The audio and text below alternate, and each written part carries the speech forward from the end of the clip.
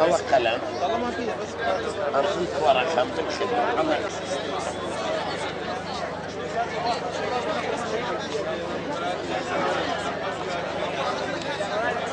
الو الو الو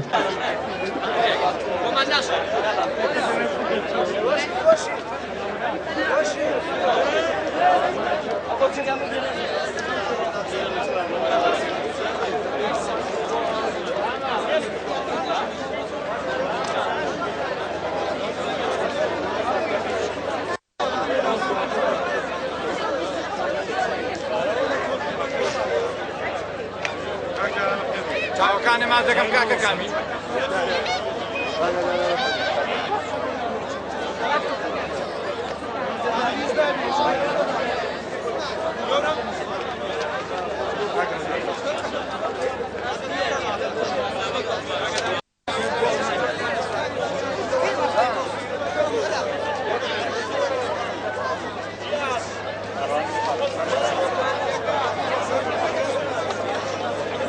بس يبلع.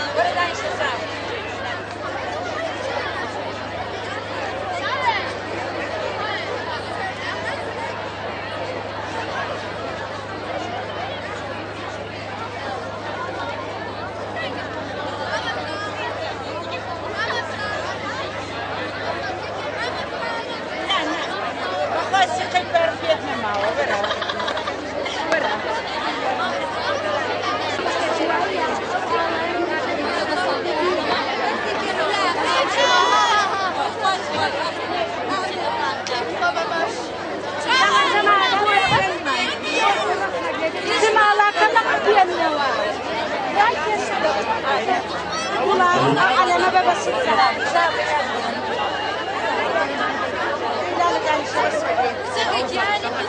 يلا سيدي احمد وشاء يلا احمد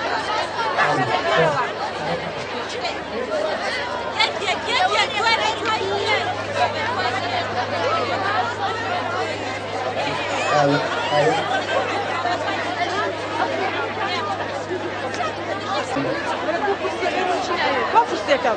شو بالجوبة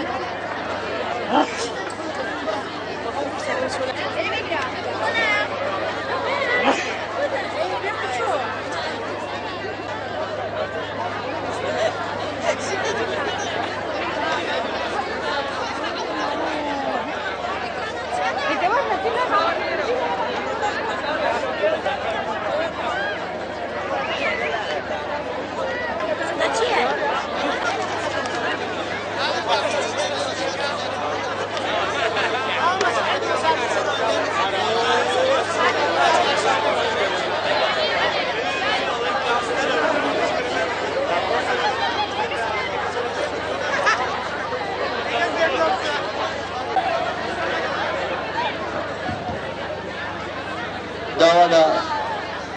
ئەو خوێندکار و گەنج و هەڵەتەنەکەین ساحەکەمان بۆ چۆکە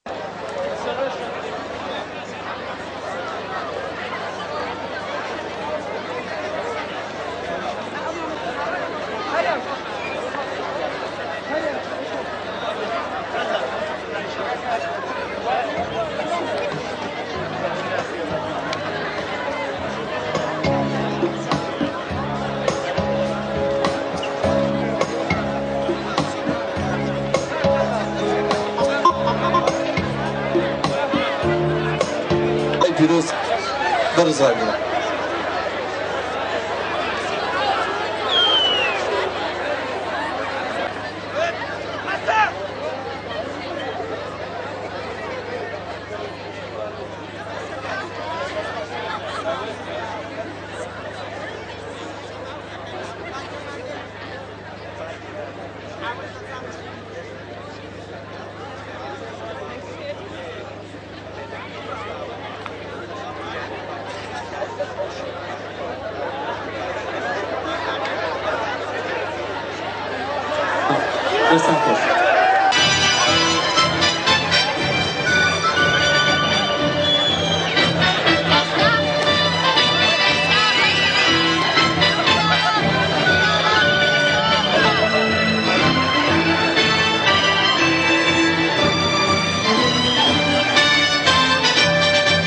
دستان بۆ سنگتان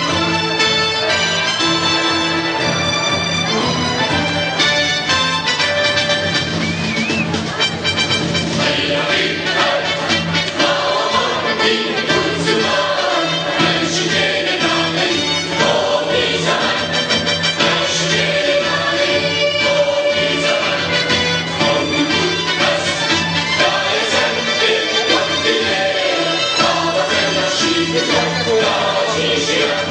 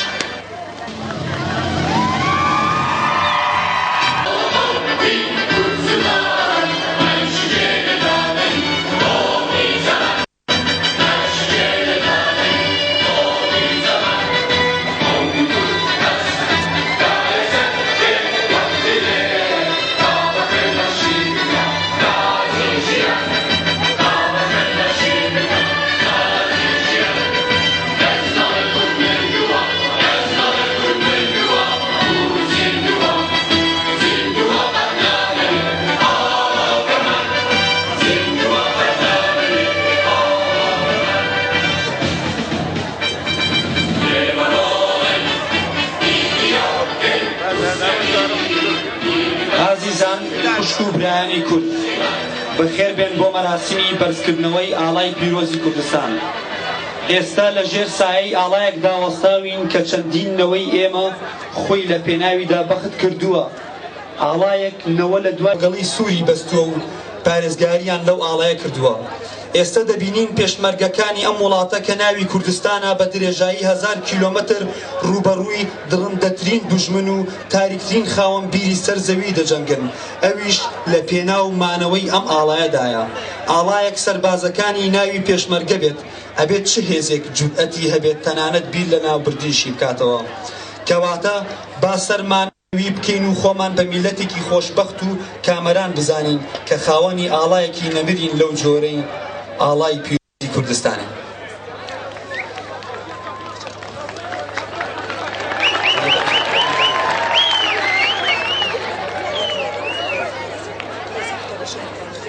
ساش قودابی شاد کانەبی قوتابخانەی شیرینی نمونەیی کشان با بفەرمووی. بیرمە لە مەکتەب دەیان پرسی دوودانە دوو دەکاتە چەند، هەموو تێکرا دەیان نووسی چوار،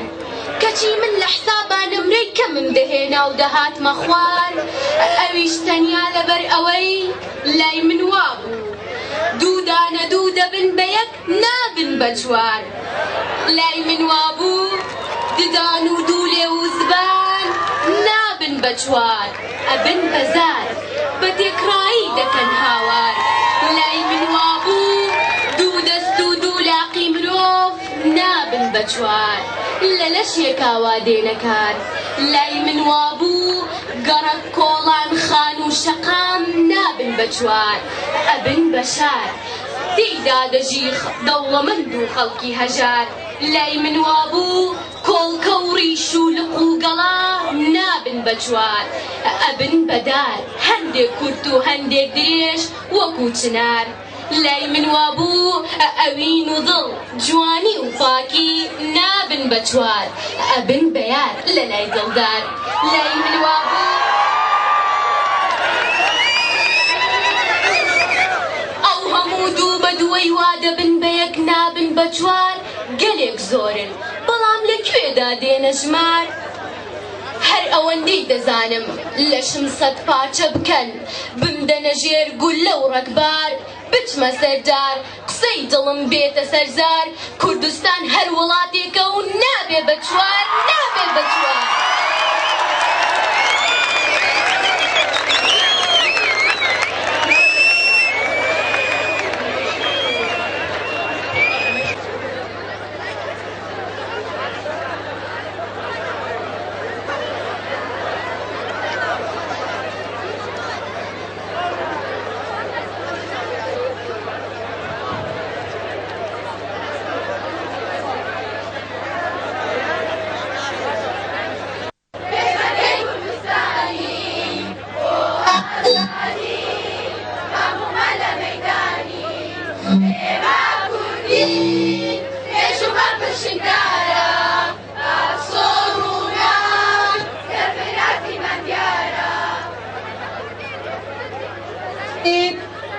الوقادي سنجين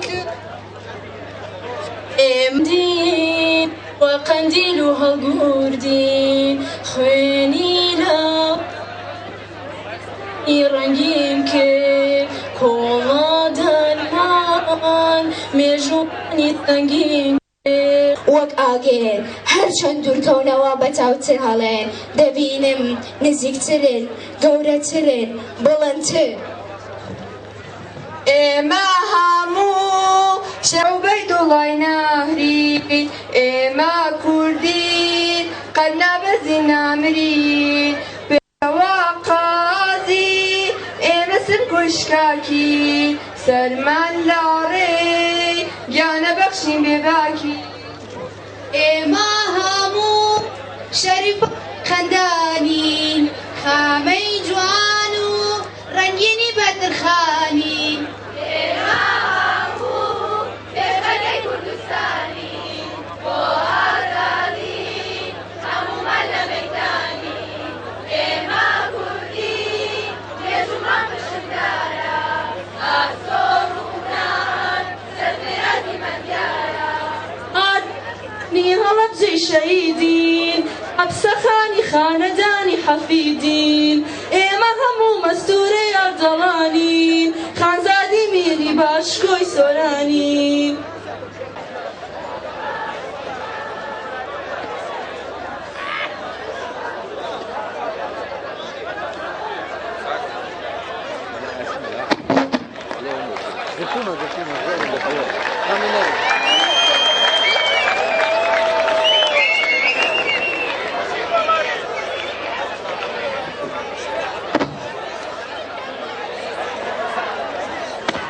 ئێستاش قایمقامی سلێمانی با بفەرمێ بۆ وتارەکەی.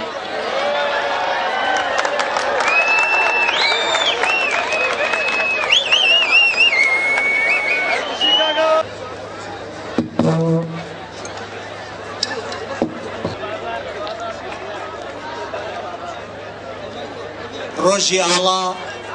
لە ئێوە و لە هەموو کوردێک لە هەر شوێیەکی دنیا بێ پیرۆز. بە ئومێدی ئەوەی یادکردنەوەی ڕۆژی ئاڵا و بەرزڕاگرتنی ئاڵاکەمان ببێتە مای زیاتری سەرفرازی و سەرکەوتنی زیاتر بۆ میلەتەکەمان و شەکاوەتربوونی ئاڵاکەمان.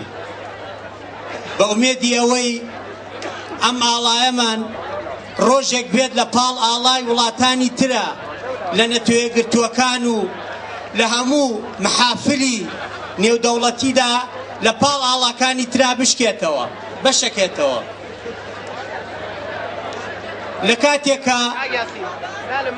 یادی ئاڵا ئەکەینەوە کە میلەتەکەمان لە جیاتی هەموو دنیا لە شەڕێکی بەرگریکردنایە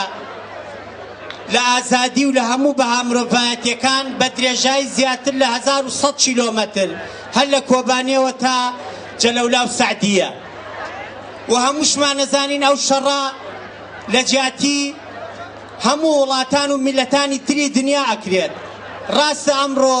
ئەو پەیمانێتیەکی نێودەوڵەتی دروست بووە کە زیاتر لە 6 دەوڵەتی گەورەی دنیا بەشدارن تیا بۆ شەڕ و ڕوبەڕووبوونەوە لەگەڵ داعشە، بەڵام شەڕی ڕاستەقینە ئەمڕۆ لەژێر ئاڵای کوردستان بەرخودانی میلەتەکەمان لە دەیان ساڵەی ڕابردووە ئەو حەقەمان پێ ئەیات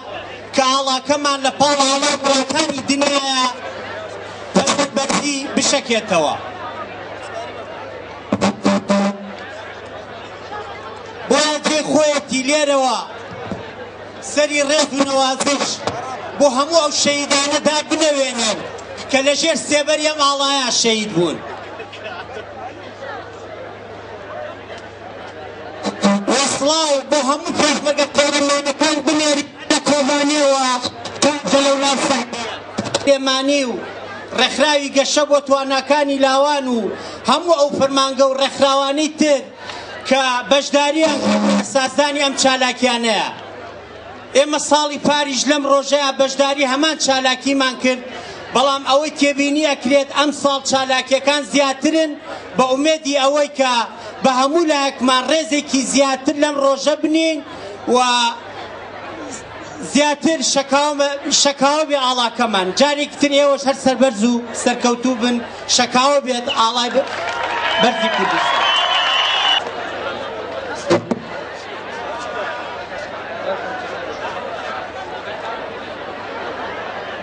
ئێستاشانەکەین خێراتنی سەرجەم خوێندکاران و گەنجان و هاوڵاتیان و هێزەکانی پێشمەرگە و قایمقامێت و ئاسایش دەکەین ئەم مەراسیمە لەلایەن ڕێکخراوی گەشە بە توانەکانی لاوان و چەند کۆمەڵێک خەڵکی تری و گروپی تریش بەشدارە و بە هاوکاری کۆمەڵی هونەرمیلەکانی کوردستان و بەرەبەرایەتی گشتی پەروەردەی سلێمانی و بەرەبەرایەتی گشتی ڕۆشنبیری سلێمانی جێخۆیەتی لێرە ئێمە زۆر سپاسی و کەسوولایانانە بکەین کە هاوکاریان کردوین لێرەدا وەکو کۆمپانیای بەڕێز و کۆمپانیای زێڕ و چەند لایەنێکی حیزبی و حکومی تر. ئێمە سەربەرزین بە ئەوەی کە هێزەکانی پێشمەرگە ئیسا لە بەرەکانی شەڕن کە چەندین داستان و نەبەردیان تۆمار کردووە و ئێمە لێرەوە بە ناوی ئێوەشەوە ڕێز و سڵاو بۆ سەرجەم کەسوکاری سەربەرزی شەهیدانی ڕێگای ڕزگاری گەلی کورد و کوردستان دادەنوێنین و سیمە بەس لام نەبوو لەبەرەوەی ئیمشەو ئەم شیعرەم نووسی ئاڵا ئەمڕۆ ڕۆژی ئاڵایە دەپارڕێمەوە لەو خوایە ئاڵامان شەکاوە بێ هەتا دنیایە